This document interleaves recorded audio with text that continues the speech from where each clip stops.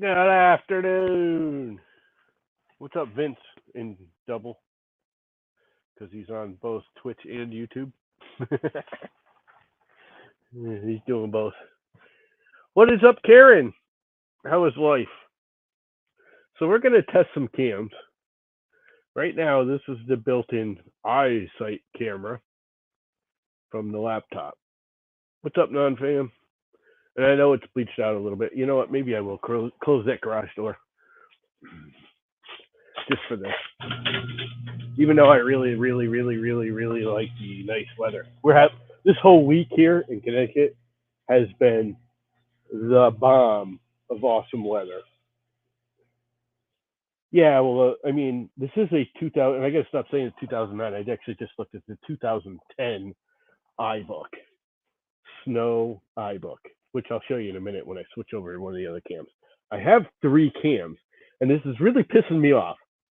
I have an old Mac Alley Snow webcam that I bought at the same time I bought my father this. This was actually my father's laptop way back.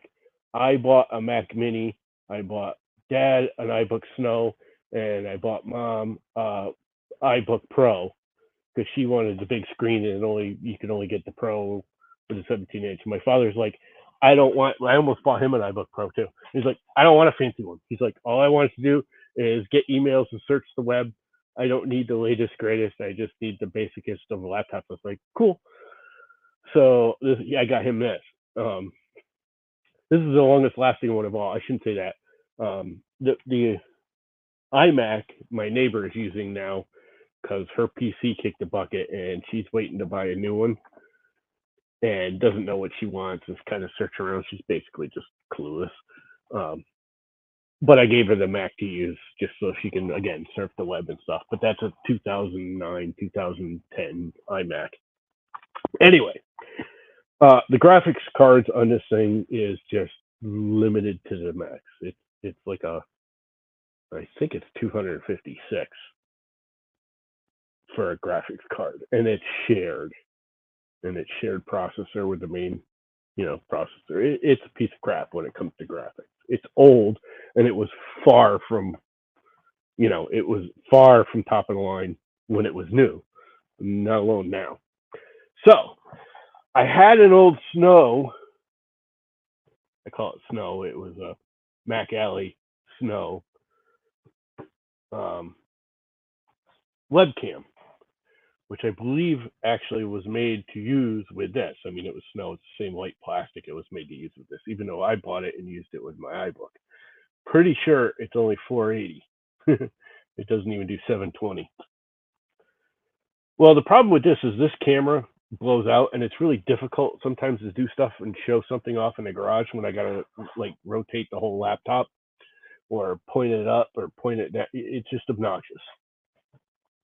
Like I was trying to do to show CNC and on MakerDeck, and it's just the way I have to point this at the CNC. I can't see where I'm pointing it at because I have to point it at the CNC, and the camera, it's built into the lid, so it's kind of obnoxious, and it's not that good. It's not terrible for what we're doing right now. Who gives a shit? You don't want to see me any clearer, anyways. But ugly. It just freaking scare you. Saw me any clearer. It's like yeah, I have to fix it till it's properly broken. Yeah, well, I have a bunch. Actually, I think I'm not sure if it was you. Actually, I think it is you who sent me a box of stuff, and one of them is this cam over here. I'm going to show you. I'm pretty sure it's either you or Sergio sent me this cam. And now that you say that, I'm pretty sure it was you, Vince. You sent me a box of stuff with the mermaid's tail filament, and I think this was in it because you sent me the Adrenos and with it too, right? So I'm pretty sure this camera is one of yours. This one over here is one I've had, and I bought it. It's stupid cheap, and I bought it as a printer webcam way back to use with Octoprint. It's old too, and it's very cheap. It's got a manual focus. That's how old it is, which in some ways is actually good. And it's got like little lights, which I can't turn on because I tried it. It's got a little, here, I can show you. Here's the webcam. And it's got a little light switch here in the cord. The problem is the minute I turn this light switch on, it's drawn off the USB and it shuts this laptop down. So you don't want to do that right now. So anyway, yeah, if I have external source cameras, and I do think this one you sent me, Vince, was actually a better camera. It's actually pretty nice. The only reason I didn't use it over my 920, because I actually like the picture from it better than my 920, is I'm pretty sure, and we'll have to look, is it's widescreen and it's kind of distorted and it's almost too accurate in color. That was almost too sharp. It's sharp to the point of being distorted sharp. Does that make sense? I mean, it works and it works fine. And I'm thinking that's what I'm going to end up using. But I'm pretty sure you're the one that sent me that. Wasn't that you, Vince, that sent me that box of stuff with all the? Can't remember if it was you or Sergio. Pretty sure it was you. Now that you're here and you said that. But anyway, they're both generics. This thing was really popular. This one was really popular way back in the day because it was like a $29 720 that was the cheapest one you could get that worked with Octoprint at the time. That's how old it is. Pretty much Octoprint works with just about every webcam now. And it had its own little built-in tripod, which broke. So I had this tripod, and then I 3D printed this little extension because it's a weird connector that like is not normal. But anyways, yeah, I'm pretty sure it was you because there was Adrenos and there was an Adreno. There was one of those other little Raspberry Pi Zero, one of the old original Raspberry Pi Zeros, a couple other things, which I still got. I'm actually thinking about using the Adreno. I just got to figure out how to use it. Which I'll show that in a minute while we're looking at pictures. So anyways, let's try and not break anything and switch cameras. Because I got them all plugged in and they all seem to be working. This is the one you sent me. And it is super duper sharp, as you can tell. But it's almost too sharp, if that makes sense. And the tripod it's on is kind of flimsy. It's one of these, oh, you can't see it, but it's one of these little Gorilla wannabe tripods with the bendy, flexy legs. So that's a really good camera. But is it stuttering? Because my biggest concern is the picture quality will be better, but this poor little laptop can't output the better picture quality because it goes on the higher resolutions. But oh my God, did it white everything out? Yeah, it's very clear. It's a fairly new one. And again, I think this is Vince's. He sent it to me. It's an inexpensive, generic. I don't even see a name on it anywhere. Model N5. Lens 3.6 millimeter. Power DC 5 volts.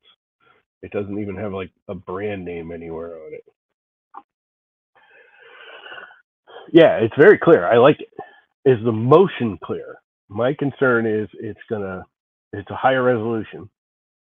I mean, it is 720, but it's a cleaner 720. It's got more pixels in the 720 or some crap. I don't know.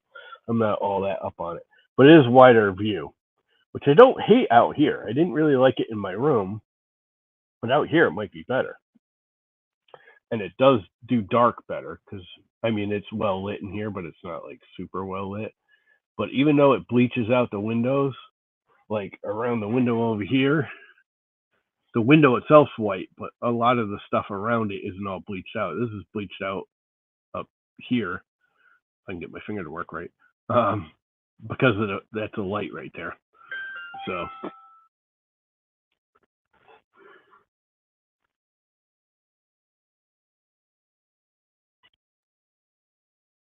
whatever. My brother's texting me something, and it shows all the stuff in pretty clear picture. The CNC's kind of bleached out, but that's not terrible. So, yeah, I mean, yes, it's an oblong camera. It kind of looks like it looks like a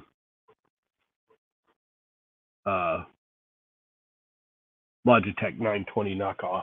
I mean, it's got the same platformy thing. Anyway, let's go to this one, which I know is not going to be anywhere near as good, which is the super cheapo, and it's going to lag, but there it goes. But see how jello-y this thing is? That's the other one. That's the one we were just looking through. This thing is like super jello. But for still framing, like the CNC, my God, is this thing jello-y. I don't know if it would jello the movement of the CNC or not. Let's find out. Fire up the CNC. Just jog the head around and see how this camera does with it. Because in all reality, this is pulling less bandwidth through my computer, even though it's not that great of a quality of a picture. It's more than enough for doing this. I don't need the highest quality video camera for MakerDeck. Like if I wanted to post this on MakerDeck, they're making the window so freaking small anyways that, you know, like who cares? Oh, my brother is freaking driving me nuts.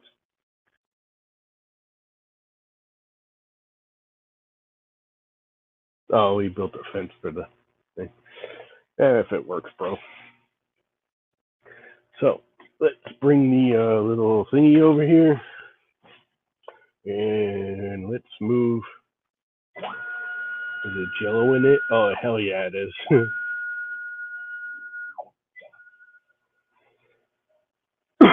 That's super jelly.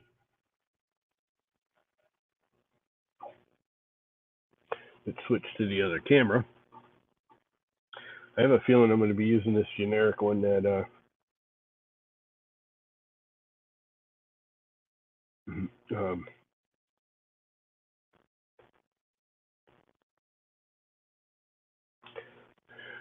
that, like I said, I'm pretty sure Vince sent me. Because that's not jelloing it out. It is doing a little stutter in the video, but considering I'm feeding it through this crappy old laptop. It's going through my half-assed antique Wi-Fi, which the Wi-Fi on this old laptop is old too. Let's speed it up. So it's as fast as they got it going. I got to set it faster because it can go much faster than that when I'm just jogging it. But that's definitely better. Even the wide angle is kind of nice out on the CNC machine. Are you guys getting jello or lag or spinny freaking beach balls or anything? Yeah, that's a lot better.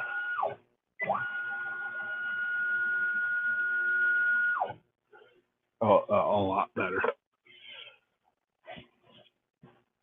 And it's a better, clearer picture. It's almost too bright, but in this case, it's almost good.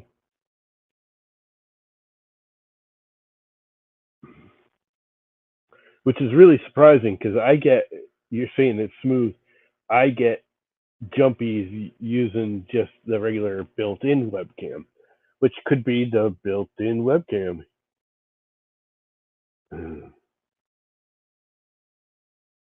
mean, the my Wi-Fi out here is terrible.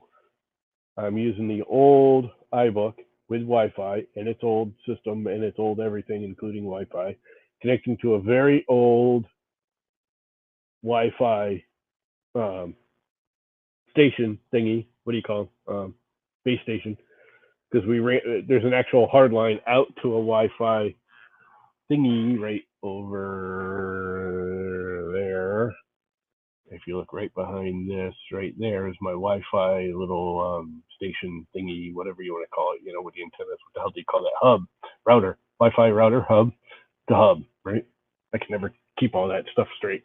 Anyways, that right on the other side of that bandsaw, you can barely see it right on top of this cabinet, is hardwired back into the house into the main router. It's hardwired to the house. That's plugged directly into the main router, and there's a wire run. And it's hardwired all the way with Cat 6. But that Wi-Fi router hub, it's a router, right? A hub is a router, and I can never keep it straight.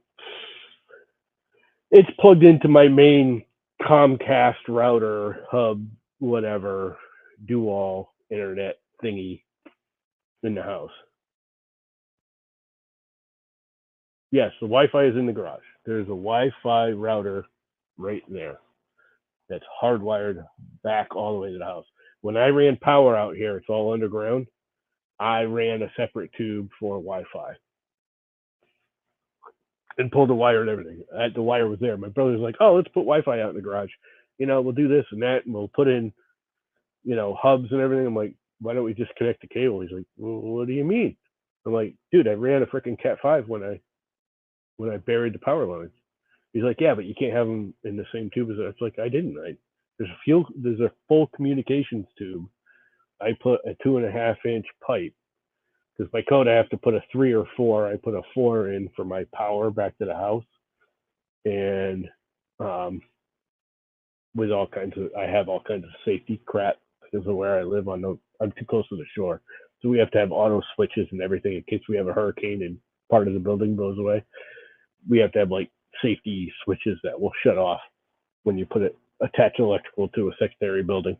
But anyway, all that's put in. That's on its own line. Next to it, a foot away, is a whole gray conduit of communications cables, which right now the only thing in there is the Cat 6. Yes, it's connected all the way back to the main whatever Comcast do it all Wi-Fi router box. It's got my phones, does everything. And everyone's like, "Why don't you replace it?" And I'm like, "Yeah, I could get a little bit better by buying my own routery, connectory, Wi-Fi hub, do everything.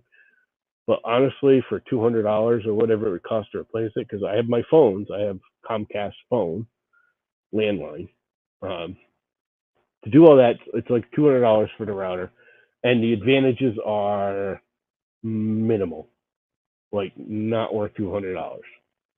The only thing I'd save is they charge me like $12 a month rent on the unit. So over the course of a year and a half, having my own would pay for itself. But when I have a problem with it, they come and just hand me a new one. I don't have to go out and spend another $200. And they have given me new ones. I've gotten multiple cable boxes out of them over the years. This is the third or fourth Wi-Fi hub. I've gotten phone hubs, which they got rid of. Now it's all in one. It's an all-in-one Wi-Fi router. There's two phone lines built into it. One for my mother, one for me. Landlines, which I'm sorry, I still like them better than. Yes, I have a landline for $9.99. I still like it better than cell phones. Cell phones here on the shore, iffy. My cell phone, if I search the tower I'm connected to, I actually connect to Long Island because it's a clearer line 20 miles away to Long Island than it is to any of the local towers here on the shore. I have a landline cable, which I'd love to get rid of cable TV, but my mother, and then the Wi-Fi, all in that one box. Not cable TV. Cable TV goes out to the cable boxes directly. In that box, there's the two phone jacks for each phone. Yeah, Cox is the same thing, basically. They're all the same thing. Optimum, if you're out in Long Island, you have Optimum. Around here, there's Cox. A couple of towns have Cox. A couple of towns have Comcast. What's the other one? There's another one here, and there's like three major ones in Connecticut because we were Adelphia originally. And Comcast bought out Adelphia.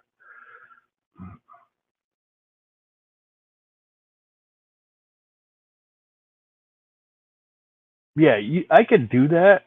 I could set it up, but When you got to go through all the BS of telling Comcast you're using it, and of course they don't want you to, so it becomes a whole nightmare. And the advantages of using my own Wi-Fi is minimal. It's not going to give me any better connection because my connection is limited by a half a mile of copper wire. I am on a fiber optic network. The problem is my driveway is a half a mile long, just short of, which is how I got it for free because I'm just under that half mile. Um, it's copper. It's copper from the street up to my house, and there's no boosters. I shouldn't say that. They actually supplied me with a booster after like a couple of years of me bitching about the Wi-Fi going in and out and the cable going in and out and everything going in and out. It would work for a month, and then a day like today, it was really sunny. You'd lose cable, or you get a rainy day, you'd lose everything. And finally, it just said it's just a long cable from the street and a bunch of connections because my neighbors are now attached to it, and I have a little powered booster hub that's the first thing the cable hits. It separates off the internet, all the cable TV, the phones, all that, and then the cable lines go into the router or the cable boxes from there. But it's big, about that big. It's got a whole bunch of connections on it, and it's powered. You plug it in, and it's a booster, signal booster. But that's my limit. I could get way faster. Like my neighbor, who I used to work for, when he moved in, he got the business class and everything, and he actually got rid of the business class because the residential was actually faster. But he's fiber optic right to the house because he's within a short distance, and he got, for the same money I'm paying, he got like 3 times the speed I have. He was getting like 800 megabits up and down. I get 200, which I'm only paying for 100. They only charge me for 100 because when I first started bitching for it, they're like, just get this plan and we will max you out. We'll actually give you the upper plan, but we can't guarantee it. And that's the one thing I got to say. Comcast is like, you're paying for a 100 megabit plan and you're getting 200. I average like a 210, 220 megabits down. Now up, I only get like 5 or 6, which is ridiculous. But copper, what can you do? And at first I was like, we gotta fight you on that. And then everyone I know that knows it, my brother was just like, my brother's a computer scientist. He knows all about that crap because there's nothing they can do. They can either charge you like 20 grand and run fiber optic right up to the house, or deal with it. I'm like, you know what? It's fast enough. I don't. Uploads are a little painful in the house. Like if I upload a video to YouTube, it takes like 20 minutes to an hour. An hour is a long one, but most of the time I do that like when I'm off doing something else. Anyways, I hit upload and it just does it. So yeah, would I like it faster? Sure. Everybody always wants faster, but yeah. See, mine are all aerial. I'm aerial all the way down because that's the other advantage is my telephone poles, which is the other reason I got everybody up here for free. My uncle worked for the power company back in the 70s, my mother's brother.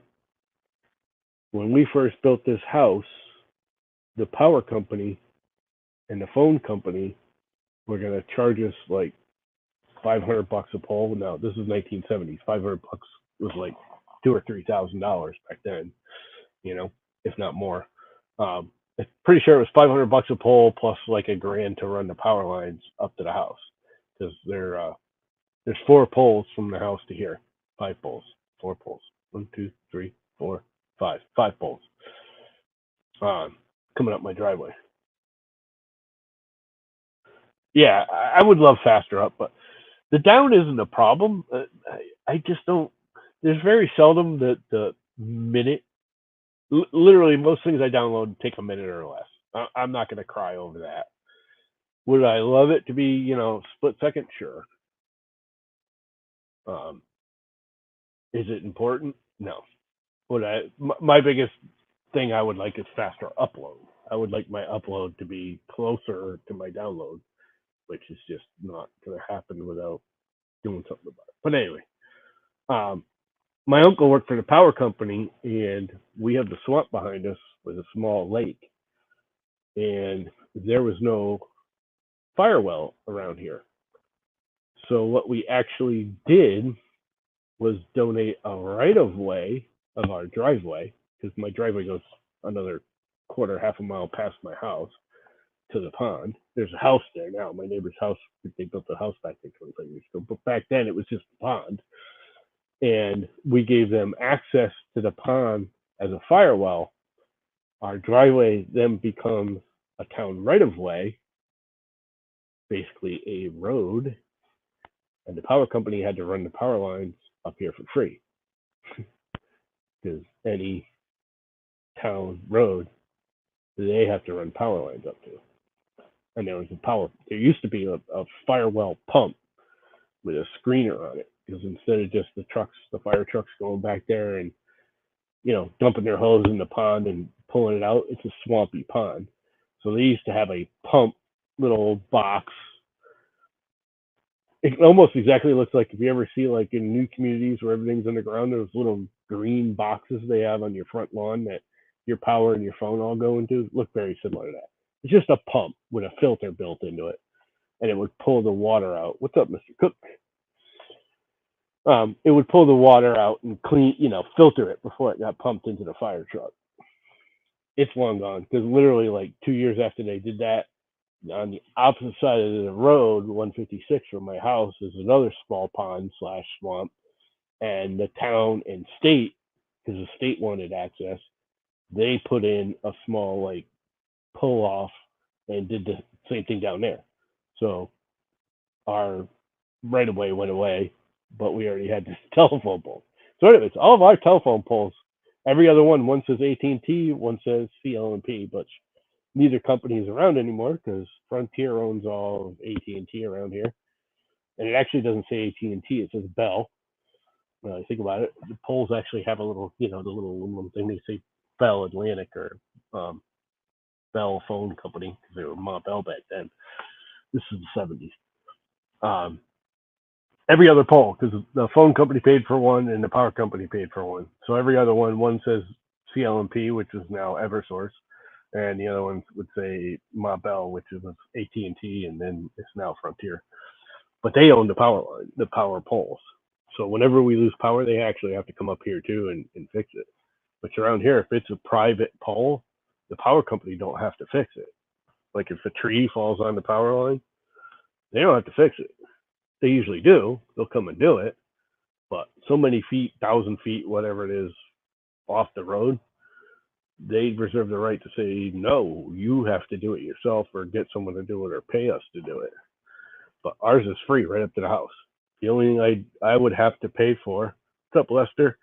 The only thing I would have to pay for is from the pole to the house, the very last pole to the house. If a branch fell on it, I would have to pay.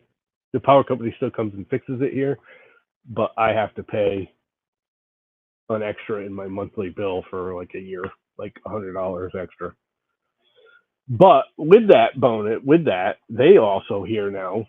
The power company came up with about 2 years ago, I think it was, and I really like this one, where you have to pay for your own trees. They will come 2 times a year, free of charge, and disconnect and drop your lines. So if you have to trim trees from your house to the first pole, and this is anywhere in Connecticut, if you have to drop trees or do work on your house around the power lines, they will shut them off for 24 hours, or up to 24 hours. Most people do it in a day. Like when I did my trees, the power company came up. They literally, the very last pole, they took the power lines and they dropped them right on the ground. Just left them on the ground, covered them up with like some kind of weird heavy duty tarp, and left them on the ground. And the tree guys came and just went freaking nuts, cut out like 10 trees, because I was clearing trees around the power line so they wouldn't fall in during a hurricane on the power line. And they went nuts, cleaned them all up. 4 hours later, the power company came back, put the power lines back up, and hooked everything back up, all free of charge. And they will do that up to twice a year. And like, I think they're limited to like 4 or 5 times in a 5-year you're only allowed to do it 4 or 5 times in a 5 or 10 year period, but they will do it up to twice a year, so you don't like if you have a lot of trees, you don't have to drop them all in one shot. They'll come do it, but their general rule is they'll come anytime in the morning between 6 a.m. and 11 a.m. You're in a time slot, and then you have until they go out and they disconnect everybody else, and then they start to loop back. They'll do like, say 50 houses. That crew will do 50 houses, and they basically disconnect 50 houses. When they're done, they go back to the first one and start reconnecting them. And if you don't want it reconnected, then you have to wait 24 hours till the next day, and they'll come back in, reconnect it then. After that, you're on your own. If you need it longer, you got to pay for them to come back. But that's a pretty cool deal. I mean, that's can't bitch about that. I used it. I've used it twice, 3 times now. Once, my neighbor who I used to work for, we did it because he's like, "Oh, we got to cut all these big trees down, and they're overhanging. We're gonna have to hire this guy with a big boom truck, and he wants tens of thousands of dollars." And I'm like, "No, you don't." He's like, "What do you mean?" It's power company come and drop the lines. I mean, you'll go out there, just knock them down, clear them up enough so they're not around the power lines, and then we have days, branch them out, and all we have to do is just make sure that the lines are clear so the power guys can. Like, what do you mean? I said, you call the power company. They give you a day. They give you options, but it's kind of up to them what day they do it. So you have to, you schedule it 3 or 4 weeks ahead of time. They do give you rain days. Like if it's pouring rain and it's bad, you can call, or it's going to be pouring rain. You can call the day before and say, can we put it off a day or two?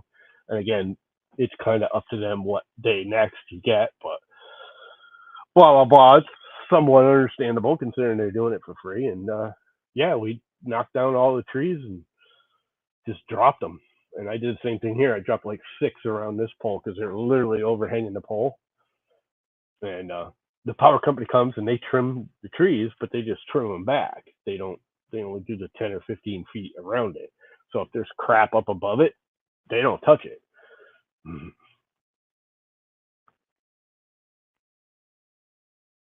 Yeah. See, I wanted the trees gone. From one, I just didn't want them there. They're just big, massive monster. Half of them were falling apart, rotten oaks and birches, and they were just monster trees. A couple 100-year-old, most of them. I mean, they were big old oak trees that, like, you know, made the telephone pole look like little itty bitty midgets. They were like super huge, like super huge. And I live right on the shore where we get hurricanes pretty, regularly. You can roll the dice on when the hurricane's going to come next. So if I don't want big trees around my power lines, I don't want big trees around anywhere. I just don't want them around here. Give me some cedars. Cedars don't fall over. Cedars stick to the ground. They don't lose branches. Yeah, you get the cedary pine needle crap on the ground underneath them, but oaks, birches, all the hardwoods, they're dropping branches and leaves and crap and all the time, non-stop. I want cedars. I want my whole front yard to be just cedars. Back here, where if it blows over, it goes that way, I don't care. Away from the house. Anything in front of the house, anything around the power lines, I want cedars. Cedars just don't. If a cedar uproots during a hurricane, you're pretty much beyond fucked already. Pardon my French, but you're at the point where that's the least of your worries. Cedars are just so, they have such a wide root. In fact, I think they do both, don't they? Don't cedars have a tap root and a ground surface root? I'm not sure. Someone who's more of an arboristy type of person could tell, but yeah, cedars just don't fall down. When I worked at the state park, we had a infestation of some kind of moth or something that loved cedars, killed off cedars left and right. There was these 3 massive cedars out in the campground fields that died. And we're talking like mid 80s. When I left working there in 2007 or 8 or 10 or 12 or something, I don't know, 2012, 2013, they were still standing there, dead. Been dead for 20 years. They're still both standing there, all 3 of them standing there. In fact, I think they went and had to cut them down because kids started climbing them. Some kid fell out and broke his arm or some crap and tried to sue the state because they shouldn't be there. Because, they happen to climb the dead tree instead of the billions of living trees all around it. That whatever. I don't think they won, but it was still why leave the dead trees there. We kept talking about it with the head of the department for the DEP, whatever they call it this week, for Department of Environmental Protection, company that owns the state parks, state division that owns the state park, whatever. I asked him one year, why haven't we cut those things down? He goes, I want to see how long they stay there. It's kind of cool. They've been there a really long time. I'm like, yeah, I was a little kid when those things died. So yeah, and I'm pretty sure they're still there.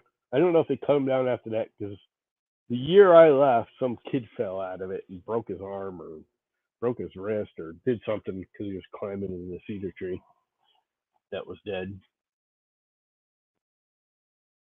But yeah, they come and trim everything everywhere.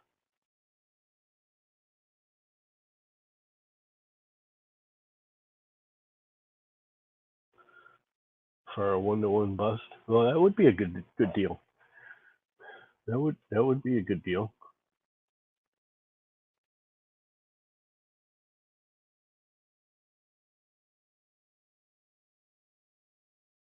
Yeah, a good lake. They'll normally just use lake water here to fill the tire trucks. Uh, the only reason they put the filter pump on here is because this is swamp. This is mostly swamp, and the deepest spots are only like 4 or 5 feet deep. Most of it is only maybe a foot. So if they put the regular skimmer in and drop it in the water, it'll pull sludge as much as it'll pull water because it's just too shallow. It's a swamp. It's not really a lake. I mean, it's an open body of water. Most people call it a lake, but it's literally 90% of it is a foot or two deep. So when the sump goes out, it just pulls up leaves and crap.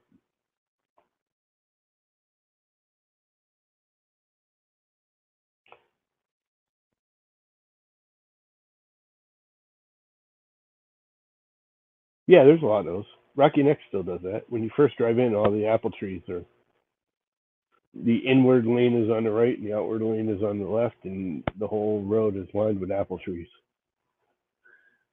I want cedars. I want cedars everywhere. I just want cedars. They're year round. They stay green. Regular pine trees would be all right, but they just fall over too easy. You get a freaking heavy wind and half the branches break off of them, and they're just gnarly. Cedars just don't fall down. They just don't like drop branches. The hardest part of cedars are the dead branches because they don't fall off the tree, and you go to run into one and you get stabbed. I've literally had like a hole in my arm, and not just a little baby poke.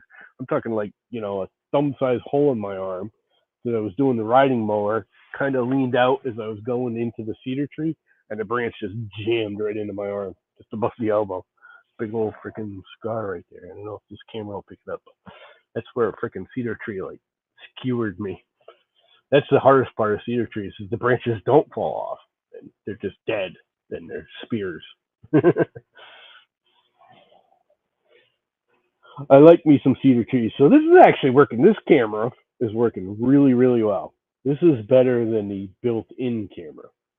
I would like to find the little freaking snowball camera wherever it went. It really pisses me off. You ever done that? You find something and you're like, oh, yeah, I haven't seen it in years. You know what? I wonder if it's over there. It might just be. It might be right here.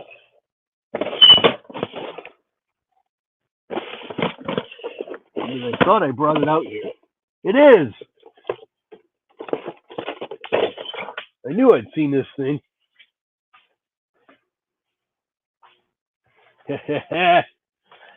Shall we see how bad this camera is? Does this have a date on it when it was made? I'm guessing this is a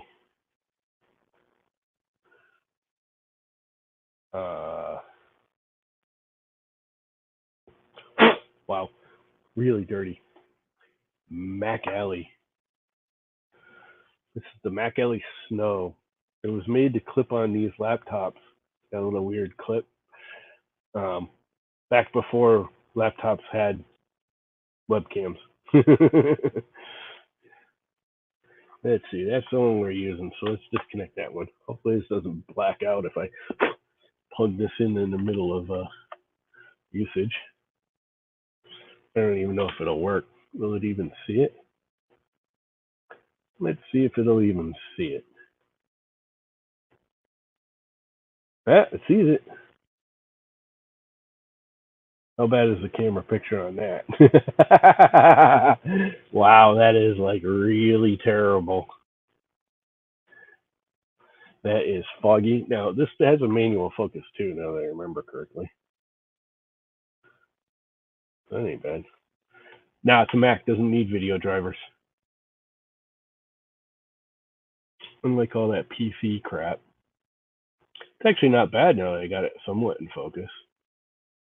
I'm pretty sure, though, this only does 480 by 640 by 480 or whatever it is. What the hell is that little red? Oh, it is. It's just the. No. It's a glare off of something that's got a red light in it. See that red laser beam right there? Yeah, it is blurry because it's a crappier camera. I mean, that's ancient.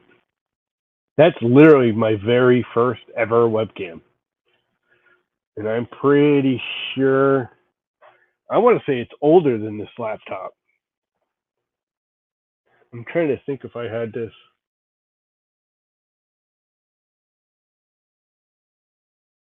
I'm gonna guess it was early 2000s, like 2001, 2002 when I bought that.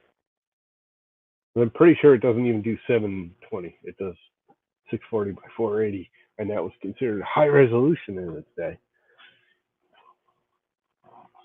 It's not terrible though. I mean, for this kind of crap, yeah, it's not like production quality camera or anything. But considering how old it is, I mean, yeah, of all the cameras, this is definitely the best one.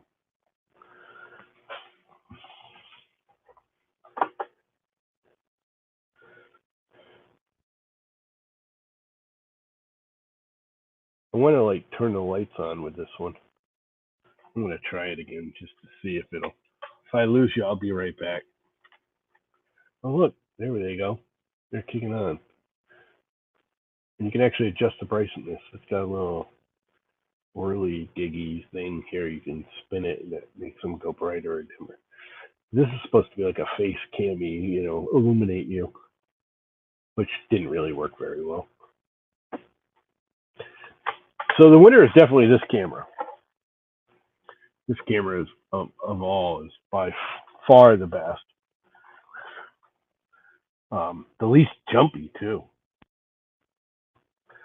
That's definitely this is a very old Mac laptop. Look at that Apple logo, baby. I use Macs because I would rather work with my computer than on it.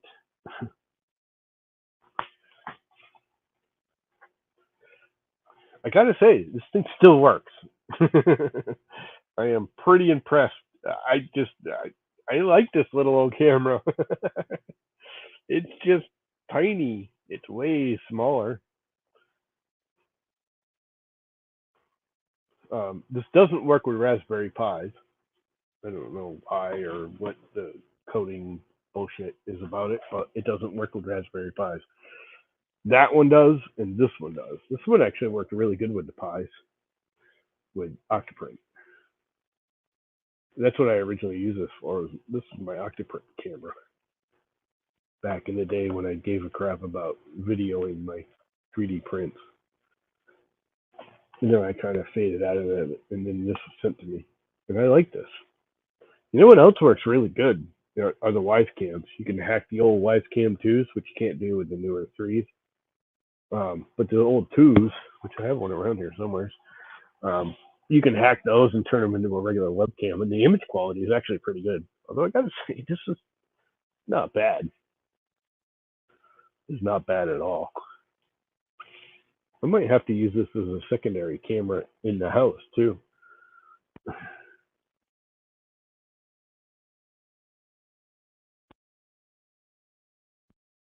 Yeah,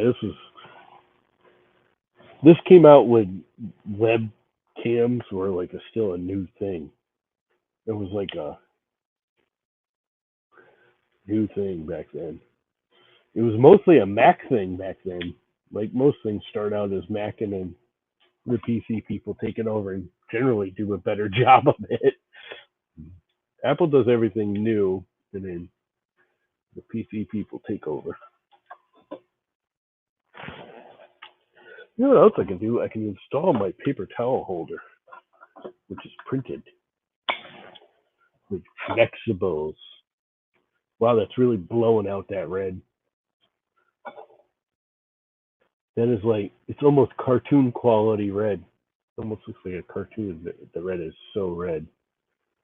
And I think this is just yeah, this is just infinite focus. It's not even autofocus. It's just focuses on everything.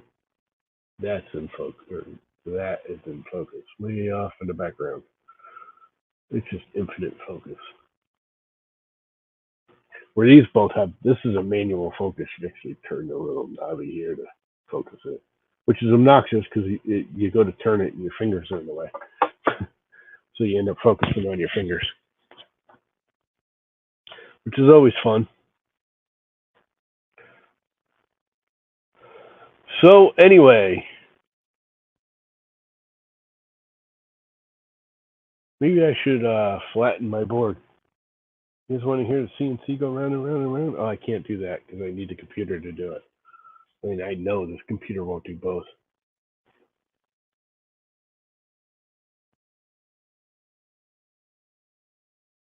Whatever POE is, dude, you're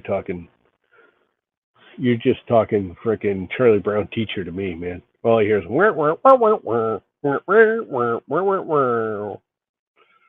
POE cable for an IP camera. If it don't just plug into my computer and I click on a thing and it works, I don't want to know it. Oh, power over Ethernet. That I do know about. I've heard about. Never played with it. I have heard about that. Um, Timmy, TH3D Timmy uses that a lot on his crap. He's like a super geeky kind of guy anyway, so he likes all that geeky stuff. I'm anti. I'm not anti geeky. I just there's a point where it's like all these Amazon freaking Hey Googles and Hey Alexas and turn on my lights. I'm sorry. I have leg issues and I have minor disabilities. I mean, I'm not like a cripple of any way, shape, or form, but I definitely have leg issues. Talking about leg issues, I gotta sit sideways in the chair again. Um, I can get up and turn the light on and off. I don't.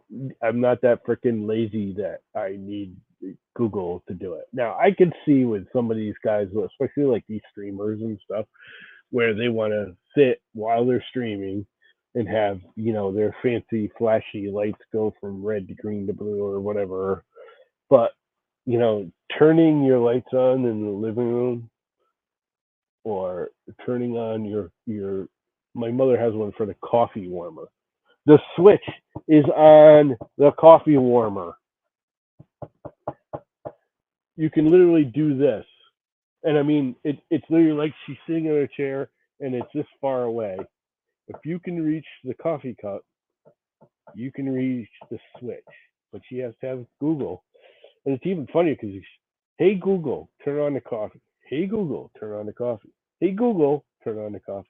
It takes like 4 tries every time for freaking this thing to actually do it. It's like you could have just turned on the switch. It's like, oh, but then it'll overheat. It won't shut itself off. Google doesn't shut it off either. You have to tell Google to shut it off. I'm sorry, And for her, she does have major disabilities and a hard time moving around, which is why I have to care for her. She's far from she's far from a cripple, but she has difficulties getting around.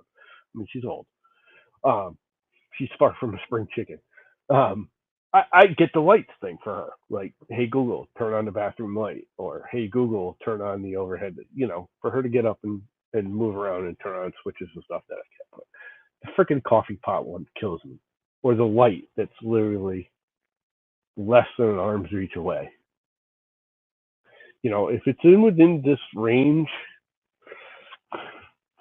you don't need a Googly thing to do it or an Alexa thing. You just don't. I'm sorry. It's just you don't. Are they cool? Oh yeah, I think they're cool. I think that whole home automation crap is freaking awesome. But there's come on. There's a point where it's like, come on, really? You need a freaking googly thing to turn on the light that's literally right here. Mhm. Hey, Google's the FBI listening to you. Yeah, you shouldn't do anything on the internet because Big Brother's watching. Let me Google it to prove it to you. Okay, buddy. Yep, Big Brother's watching.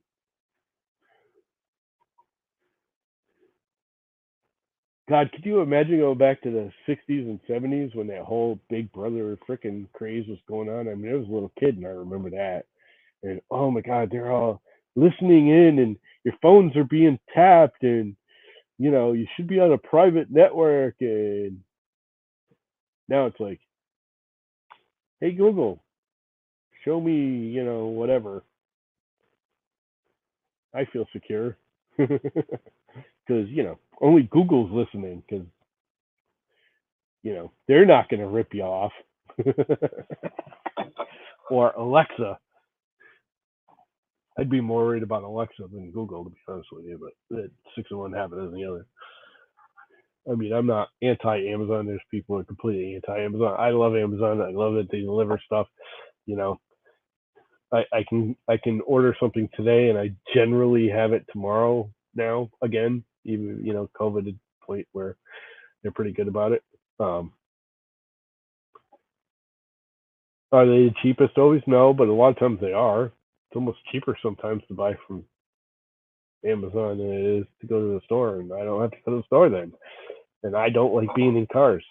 You don't know. I have a car phobia. I don't like being in cars. Will I do it? Sure. If I have to go to the grocery store, I will go to the grocery store. But cars give me like anxiety. I don't like them.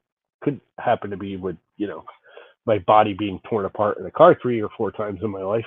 That has nothing to do with it. I don't like cars. So anything that I can have delivered, yay. See, I don't hate. Hey, Maker Deck, whichever person from Maker Deck you are today. I'm guessing you're Pez Liz at this time of day.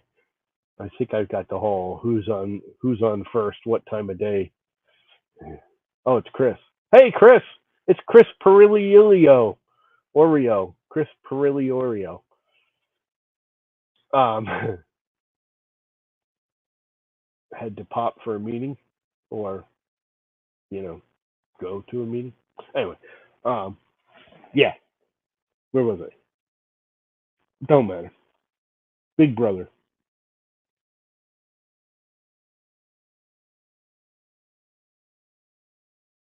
Oh, I could swear I had Pez Liz on here a few times under Maker Deck, but whatever. Sure, you're Maker Decky. So hopefully, thinking of Maker Deck, which is why I was kind of doing this, because when I tried to stream the CNC on the Maker Deck with this thing, it was kind of yucky with webcam built in. This should do it better, and this seems to be playing smoother too. Like,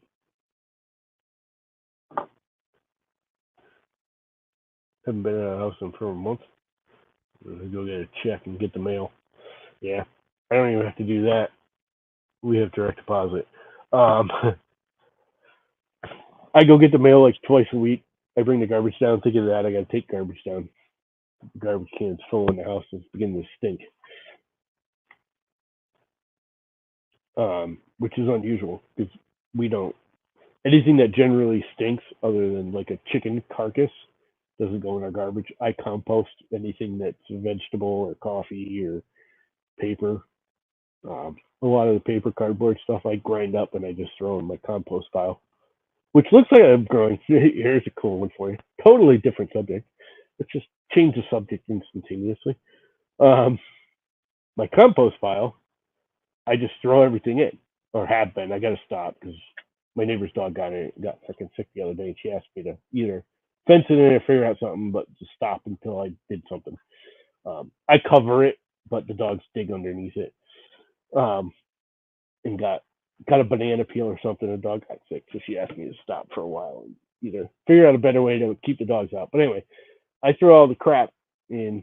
I have like a big, and I started doing it for the coffee just because between me and my mother, we lots of coffee and things like that. My brother used to live here and always coffee, so I have a big, huge coffee can that we take our used coffee and throw in there. And I just throw it down. It's basically the old septic tank. I dug up the septic tank 15 years ago, and anything that was a rock this big or bigger, I didn't put back in. So it's kind of still a ditch. It's not filled back in all the way. So I've been throwing glass clippings and compost and everything in there. Anyway, for the last like 5 years, I've been literally everything. All your tomato seeds, we eat lots of fruit. I've had strawberry plants. Every year, squash or something grows out of it. Right now, I'm pretty sure I have a tomato plant growing. So mom will be happy. I'm not big on tomatoes. I'll eat them once in a while, but whatever. They're give or take. But if it is actually a tomato plant, and I am far from anyone that can, it's a plant. Kind of looks like a tomato plant to me. I'm gonna let it grow. I'm not gonna weed whack it down.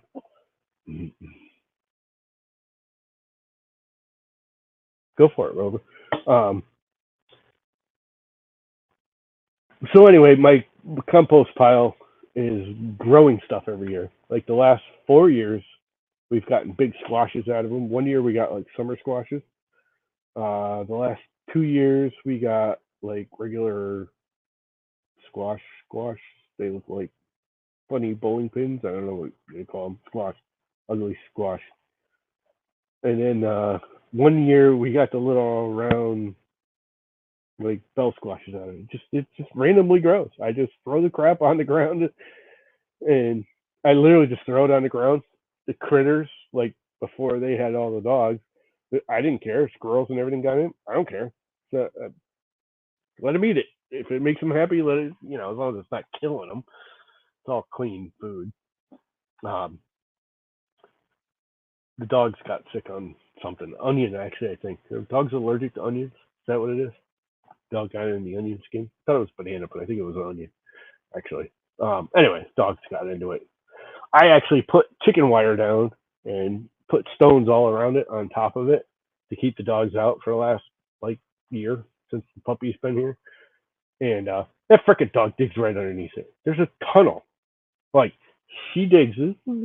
She's not a huge dog, but she's not like a little curse dog. This is a big dog. It's like a golden retriever. Um, she digs a frickin' tunnel, like 3-4 foot long to get to that shit. It's like, what the hell, dog? Knock it off.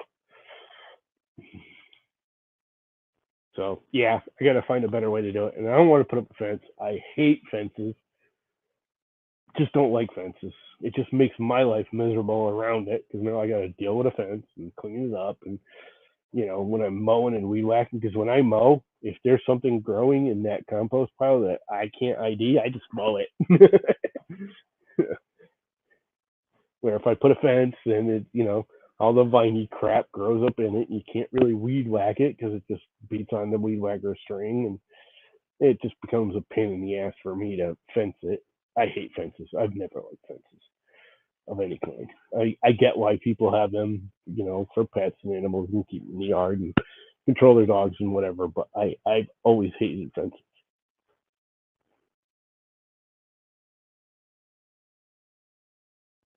Rover's being all technical. Okay, so the answer is instead of all of that onions, blah blah, technical. The answer would have been yes. Onions are dangerous to dogs. I'm just picking on you, dude. Um, yeah, onions are bad for dogs. I think that's what the dog got was some onion skins. I threw them in there. Whatever. Um, so she just asked me to, either find a better way to cover it or, stop using it for a while till we could find some way to do it. Um, Weed killer, kill the dogs. I'm not going to spray weed killer around my compost pile. That's kind of pointless. And again, that's something I got to buy. The whole point of this was when I first started doing it was just to put the coffee in because we were taking the coffee dripping, the coffee grinds and walking them all the way over the garbage can. It was leaving like a drippy coffee line to the garbage can. So I put a little can, it's actually an old Folgers can for the big, Folgers. I put it right next to them. Like everyone throw their freaking coffee grinds in there, and once a week I'll take those and throw them in the garbage. And I'm like, oh, it's supposed to be good for the yard. I had the divot over here where the septic got dug out. I'm like, I'll just throw them there, and then the grass will grow again or whatever. So I started throwing that, and then we're like, why not throw, tomato seeds? And my mother loves cantaloupe. That's what I was hoping would grow out of that would be cantaloupe because then I would the cantaloupe seeds and watermelon seeds and the rinds and whatever. Throw that in there. It's all compost. We just used to throw it on the ground. I throw the grass clippings and leaves. I grind up leaves. I throw it. Oh, I got thrown into this big long ditch where the septic got dug up, and I'm just filling it up again. Kept the rocks out. There's a lot of big bowling ball sized rocks I kept out, like a lot. Like I built a wall with them. Um, that was the whole point. It wasn't about like composting. It was just nature's lawn fill.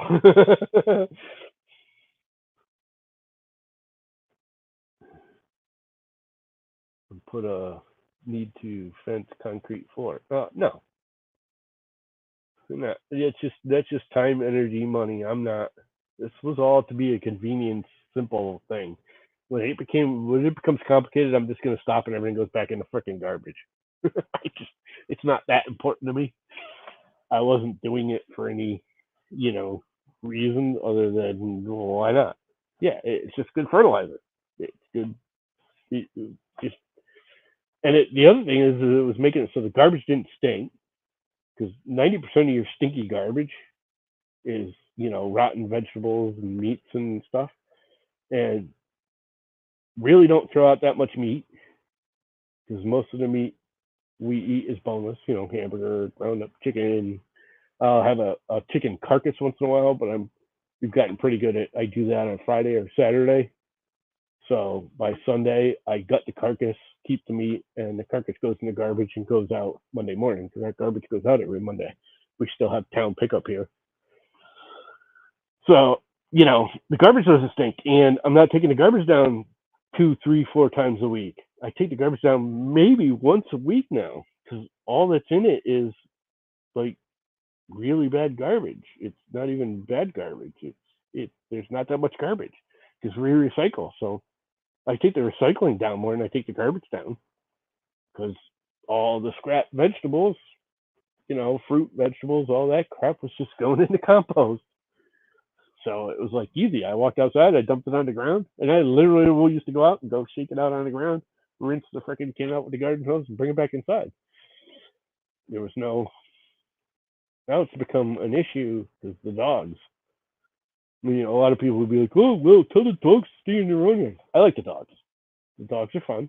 They're my neighbors. I like my neighbors. I like my neighbors' dogs. I like the dogs in the yard. They're fun. I play with them.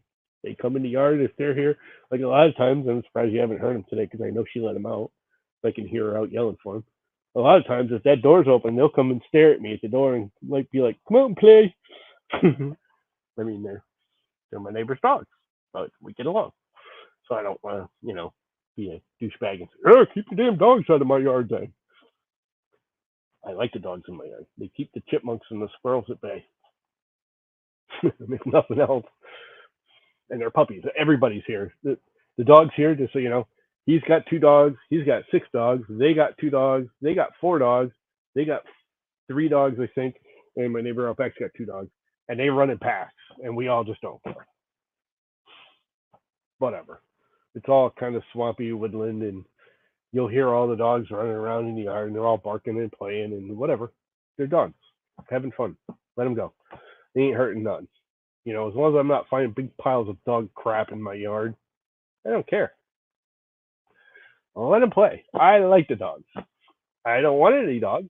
I much prefer renting dogs. It's much more fun when they run into the yard and they're like, "Come pet me, come play, come. We want to chase a stick," and you throw a stick a half a dozen times, and all of a sudden done, they go home. I don't have to feed them. I don't have to clean them. I don't have to worry about them. I don't have to take them to the vet. I just get to play. That's my kind of puppy. And they're all friendly. They're all easygoing. Actually, the guy out front, uh, there's a gutter company out front, but above their little officey garage, they have a rental little mini apartment that they rent out. And the girl who's renting it now, her boyfriend has a little Doberman, and he was a little schizoid at first. He was kind of snippy, but now that he knows everybody, it's like he runs up and bark, bark, bark, bark, bark, and then he sees who you are, and he's like, "I got a ball, chase the ball." It's like, okay, dude. Just the dogs are everywhere. Yeah, exactly. The dogs are so much better when you rent them. Kids are too.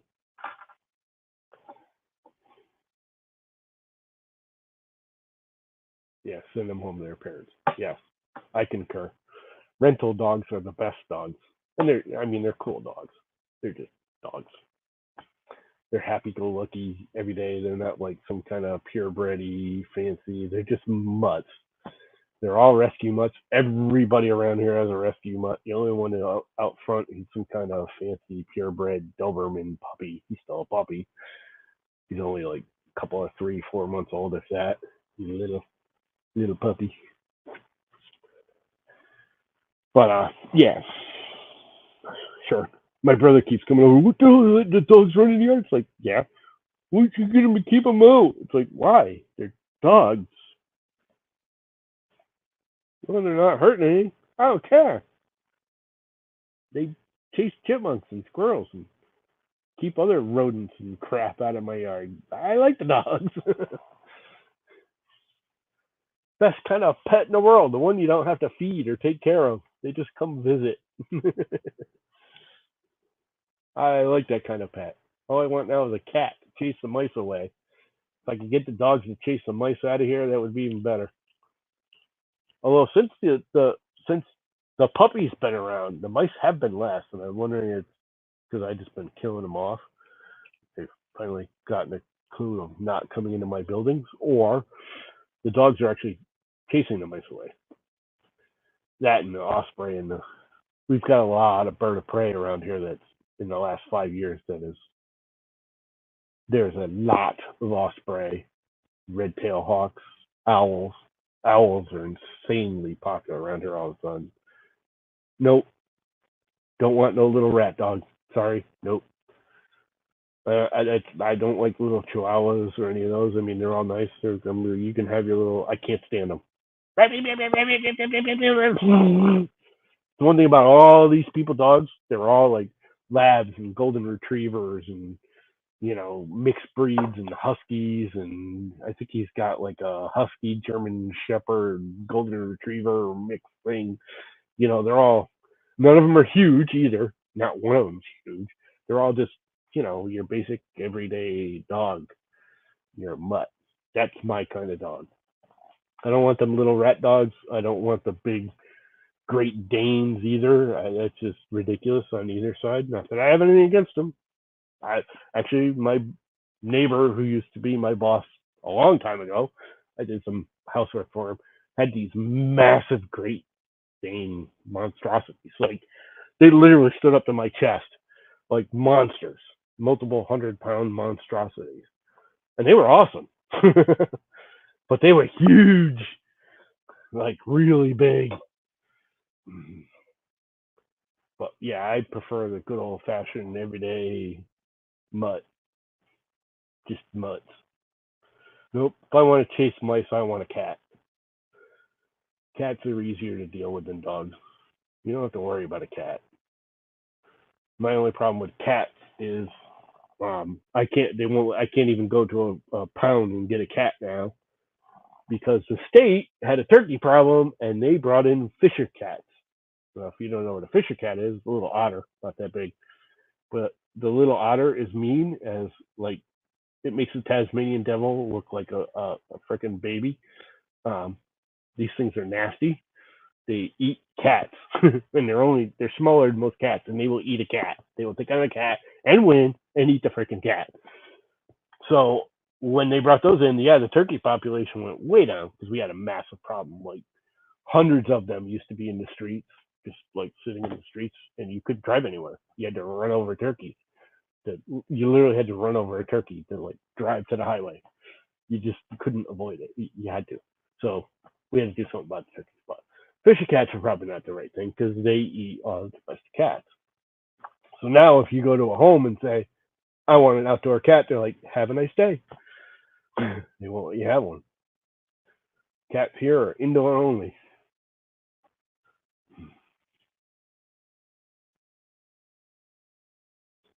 Yeah, that's all cool and everything, but I just don't care about any of that. Like I said, I like the good old mutts. They come, they visit, they chase a stick or a ball. I pet them, they go bark bark, and they run away.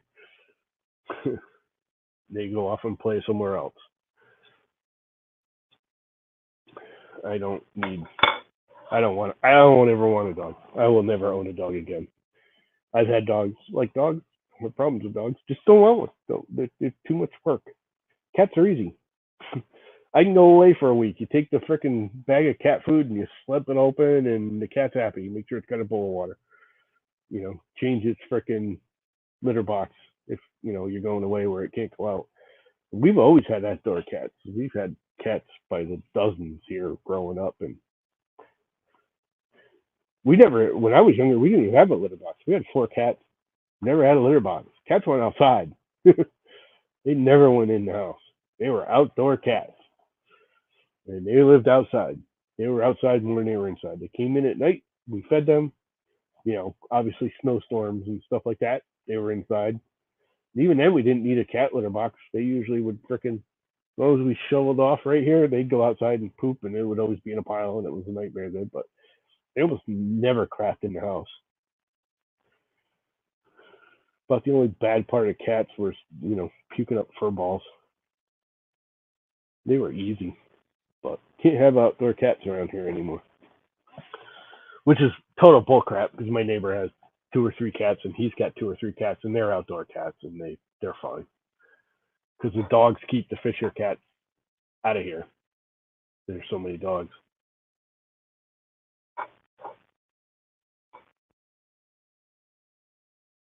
Yeah. No, dogs are cool and everything. I like dogs. I like dogs a lot. Just don't own them. They're too much work. Too needy. Gotta let them out. Gotta do this. Gotta do that. Catch you just open the door and they'd go out in the morning, and at dinner time they were home, standing at the door waiting to come in to get fed. And then, usually laid on your lap until about midnight, and they'd scratch the door and you let them out, and that was that. They'd go play with the raccoons. The cats around here, our cats used to play with the raccoons. Go out and hang out with the coons. Cool. Anyway, I think I'm going to kill it because now I'm babbling about absolutely total trivial crap. When we started out about cameras, and I teared off to compost piles and dogs and cats and the power company and whatever else. Total, like, loop de loo of crazy talk I've had today. I can't see what your little icon is. Is that a crazy symbol? It's just a dude's face. I'm not sure what it is. Is he saying peace? Is that what he's doing? Anyway, yeah, I didn't want to kill it. It's been an hour and 20 minutes or so, and just me babbling in my garage. I do think I need to set up the CNC. I wish I could. I don't think I can run the CNC on this thing and video because I use this to flatten with the CNC. I can't. There's no program with this. See, this actually controls the CNC, moves it around and everything, and I can plug into it to make it, run a file. But the only thing it won't do is a flattening script. I can, with the computer, I can flatten a big board that won't fit through the planer. I can put it on the CNC, and the app on the computer has a little flattening thing. You just type in the dimensions of the board, and then type in how much you want it to take away, and it just goes and does it. It just flattens the board out for you. Which I could go inside, and I could open up Fusion, and I could say, this is the size of the board, take this much off. It's probably what I'll do. The only thing I don't like, because the flattening app in here, it just goes over, clicks, and then comes back. So every other line, it's what they call climb cutting. It's going in the same direction as the spin, and it's not a good way to cut. You should always do conventional cutting, which is, it's working into the tooth. If it's spinning clockwise, the material should be on the back side, and you should be moving from left to right. So, it's cutting into the material. It's not walking with it as it cuts. Because then I can do a spiral cut if I do it in Fusion. Or if I just do it on the Open Builds app, which is what my whole CNC is all Open Build stuff. It goes over and comes back and goes over and comes back. It doesn't do a circle cut, a spiral inlay, whatever. So maybe I will do it in Fusion. Especially where it's oak and maple. Oak and, the hell is it? Oak and black walnut. That's what it is. Kind of expensive to screw up. Big old chunk of oak and black walnut. It's an actual table. They should show it off, but it's kind of buried, which is maybe why I don't freaking flatten it today. I don't want to unbury it. It's buried under other boards. I'm just going to make a mess. Although it's not that many. It's only like 3 or 4 boards on top of it. Maybe I will. Let's get it out and check it out. I haven't looked at it in a day or so. Oh, I can't move. I have been sitting too long.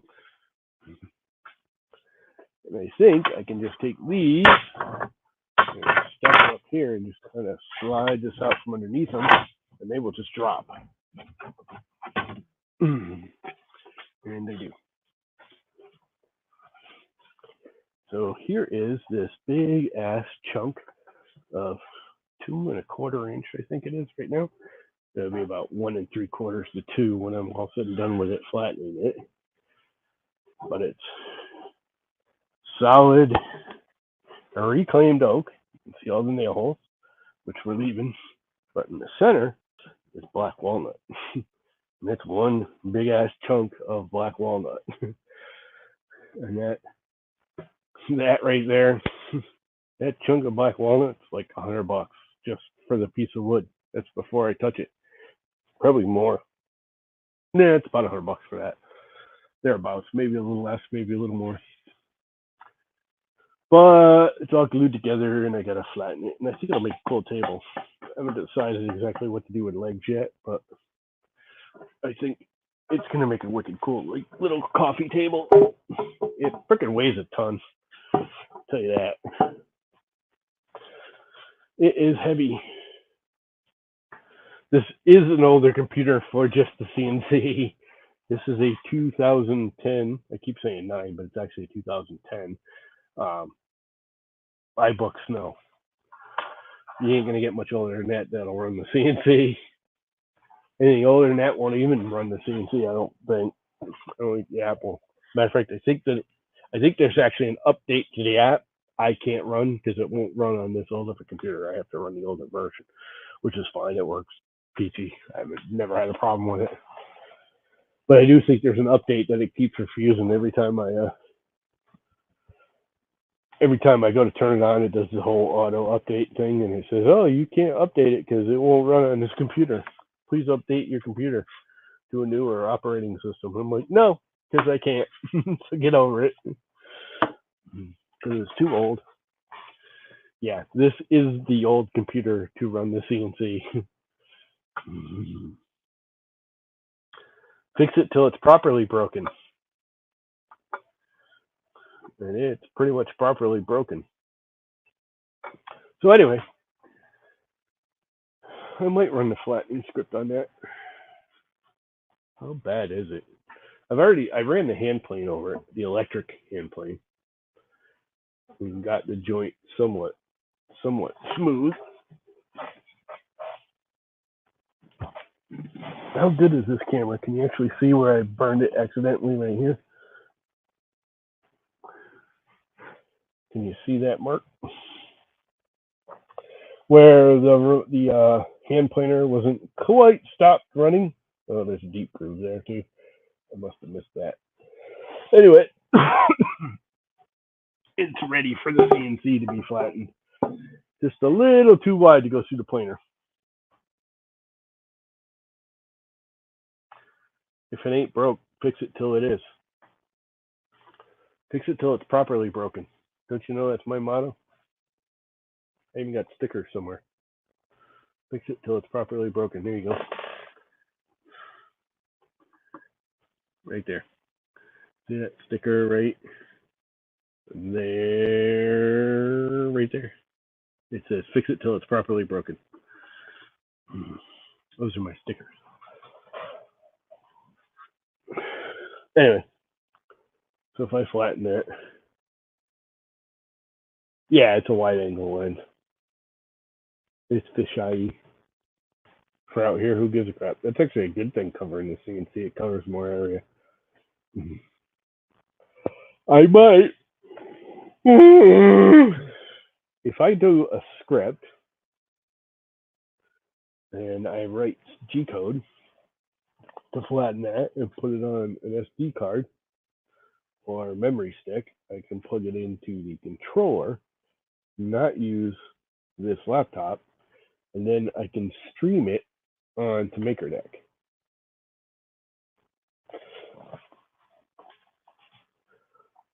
The only problem with that is with the dust boot on, you don't really see anything but the head going back and forth. You can't really see what it's doing. If I take the dust boot off, it just sends wood chips freaking everywhere, and I'm not in the mood to clean all that mess up. Because the other thing that's cool, we will go in. It's got a fairly long cable on it, doesn't it? I'm like freaking you guys out, aren't I? Uh-oh. I lost the camera. I lost the camera. Is it back? Oh, it went to the other camera. Did I break this camera? I might have just broken this camera, trying to stretch the cord out. Nope, it's back. If you look over there, I put a new garbage can underneath the dust collector, and it's clear, semi-clear. It's kind of smoky clear, but it's clear. And when it's running, you can see all the spiral of all the sawdust. It's very cool. That is a 3D printed dust separator for a 4-inch pipe, and it works freaking smashingly. But I have another one of those cans, and I was thinking about, I have a separate vacuum for the CNC that goes into that room because it's a central air vac. And it's stupid loud. Like it makes a shop vac seem quiet, and I'm not kidding you, no exaggeration. It's at least twice as loud as a standard shop vac.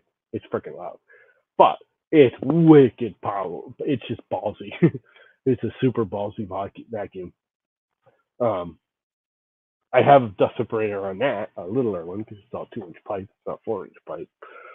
But I actually have it hooked up for the collector. Is actually an old shop vac that died. I just used the bucket from the shop vac, which is okay. It works fine, other than I have another clear can right here that I've been using for garbage this week. So I can put this under that shop vac also. So when I walk over there, I can just look and say, okay, it's half full or it's 3/4 full or there's nothing in it at all. I don't need to empty it. Right. Might do. I have to CNC a top for it. I have some MDF I cut it out of. And you just snap it on, and I have it. I did some tests and everything, and I got it. So it like literally like suctions down into the can with the MDF and seals up like smashingly, like really, really well, surprisingly well. So I don't even need like any kind of seal or anything. It just seals with the MDF. So I can CNC that because I have to CNC a lip into it and everything into the MDF to fit the can. And then cut the hole in it and screw the collector separator cyclone thing on top. But it's nice having that clear can because I just look at it and go, yeah, it's half full. I like the layers of different materials too. Can you see that with this? Can you see all the layers in the clear garbage can there? All the different kinds of wood. It's pretty cool. It's even cooler when the thing's on and the stuff coming into it swirling around in circles. It's actually pretty intense. I'm gonna have to videotape it soon. I need a better tripod for this thing.